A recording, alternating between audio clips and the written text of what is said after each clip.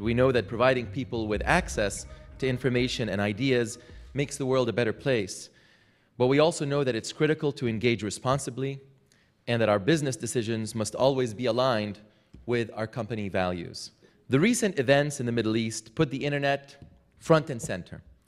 And nobody can deny the role that the internet and social networks are playing in shaping these events. In a region where 50% of the population is under 20, it's no doubt that youth are the change drivers. More than ever, US and global companies need to engage with them to cultivate and encourage those with innovative and entrepreneurial thinking. Equally, we have a responsibility to build partnerships, strong, meaningful collaborations with government, business partners, NGOs, telecom providers, and trade organizations to overcome some of the barriers that sometimes stand in the way of greater access and openness.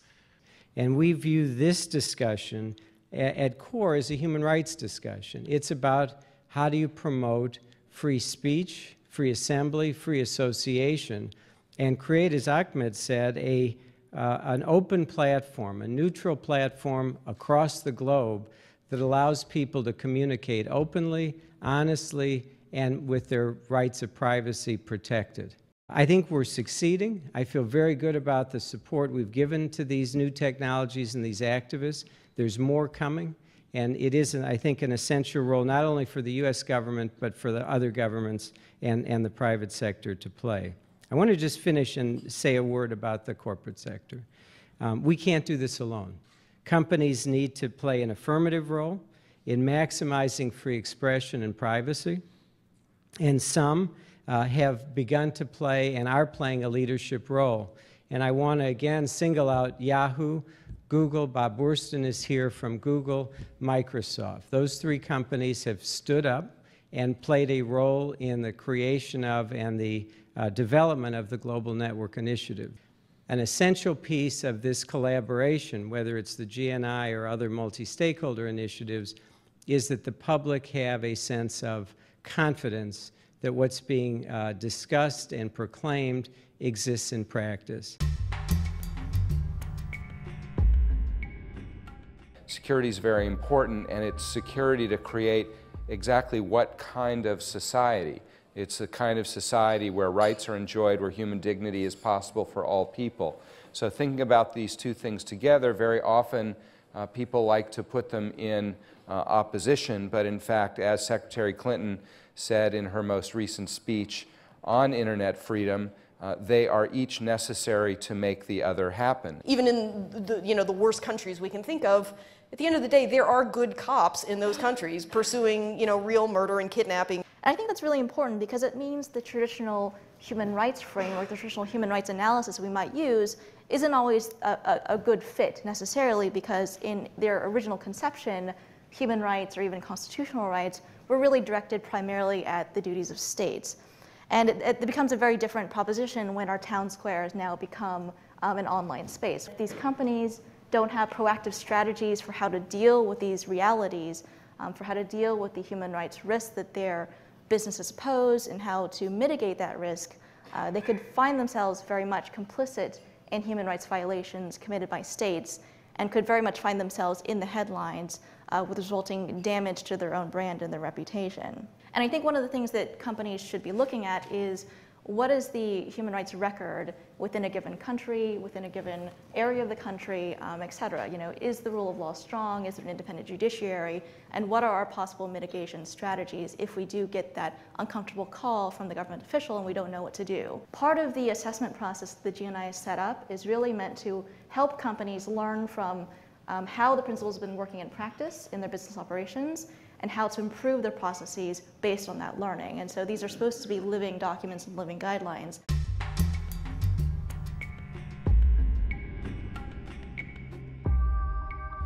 Okay, welcome back, everybody. I'm very excited about the next discussion we're going to have. The title is "The Revolution Will Not Be Televised: The Role of Technology and Social Media in the Middle East." And I remember where the revolution will not be televised came from, a very different world than the world we live in today. And we've got three Cairenes, three natives of Cairo, who will help us navigate some of the events that have been taking place with lightning speed. What we have been seeing happening in the region, in my view, is a growing development of an electronic global conscience that seems to bind lots of young people across the world.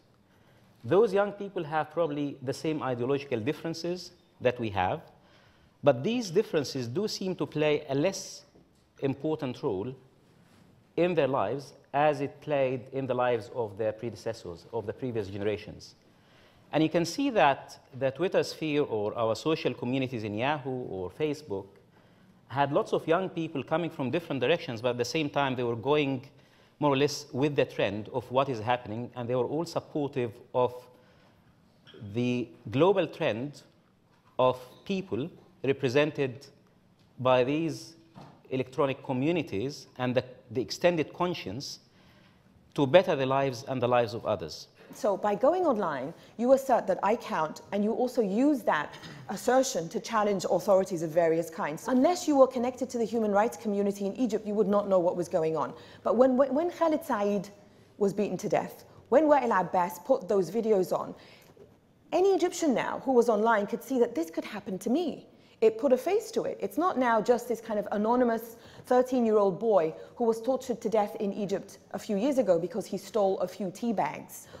What the internet also helped young people in the Middle East and North Africa do is connect to all the other groups of people who have for years now been working against these regimes. Because it's very important to remember that people didn't just wake up on December the 17th when Mohammed Bouazizi set himself on fire and go, wow, living under a dictatorship is really horrible. We need to rise up. They've been trying to rise up. They've been rising up for years. So online, the internet did not create courage. The internet helped people who are courageous connect with others who are courageous in their respective societies who they might not have seen. So they were able to connect with human rights activists. They were able to connect with the labor movement, which in Egypt for years had been rising up against the Mubarak regime. They were able to connect with feminists who for years have been working against unjust and discriminatory laws in Egypt and other countries across the region. Remember, at the end of the day, that these are all tools, as we heard Michael Posner say, and I'm really glad he said that, tools that basically connect courage, but tools essentially that at the end of the day, to connect it to what Hussam said, reflect human agency. And I think the situation in Egypt is very illustrative. Did a lot of things to hasten their own demise. So when in Egypt, when the government decided that they were going to shut off all cell phone service and throw out Al Jazeera and take away their live broadcasting equipment and have state media lie outright and just air one cooking show after another, as there were millions of people out on the streets, they actually brought more people out onto the streets.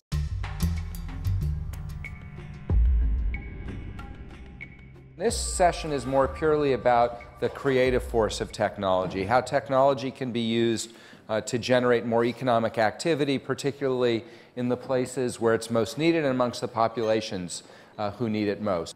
My organization, an NGO called Mobile Active, is working on the mobile side in particular, in training and specific tools to the greatest degree possible. At the network level, there's not really that much that we can do to protect human rights defenders and journalists. So one of the things that you may have heard about is the so-called panic button. I don't actually like that term, but it's essentially a way to, when an activist or a human rights defender is detained, to surreptitiously press one preset button to send an SMS or several to a set of allies, as well as wipe the phone, the address book, the SMS log, etc. Other things like Ushahidi Swift River allows you to distill information from a crowdsourced set of data and apply a trust matrix on top of it and say, well, I trust this person and this news source, and they trust all these other people. So that person who I don't know, I can believe in. The challenge in Haiti was, oh my gosh, we have a huge population of NGOs and we have no information. We are in a crisis situation of information asymmetry.